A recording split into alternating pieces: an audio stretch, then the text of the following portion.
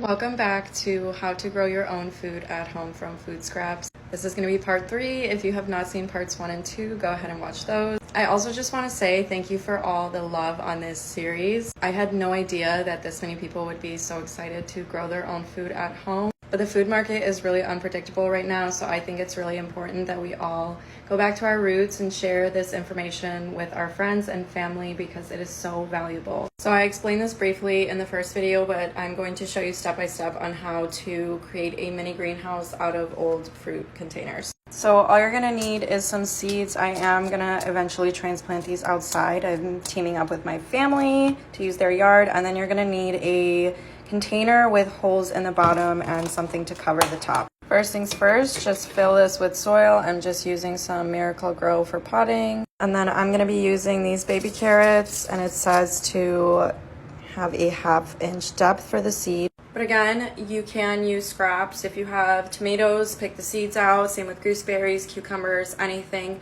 Just let them dry out in a paper towel for a couple of days before you transplant them into soil. So I'm just taking my finger and poking little holes. And I'm literally just gonna sprinkle the seeds in there.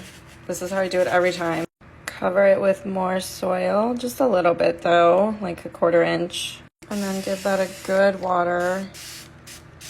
Now close the lid and just leave it until you see little sprouts, and then you can put it in the sun. Now obviously this container is not big enough for me to grow an entire field of carrots, so what you can do is transplant it once it is big enough to a larger container, or you can team up with your neighbors, friends, family, and plant it outside in their yard. Now I didn't use compost for this one because they're just seedlings, but eventually when I transplant it, I will. A lot of people were also asking about what I personally use to keep pests away. I hate those little fruit flies. Keep sticky traps around all of your plants and use a 1-to-2 ratio hydrogen peroxide and water and put that over the soil, and it will kill the larvae.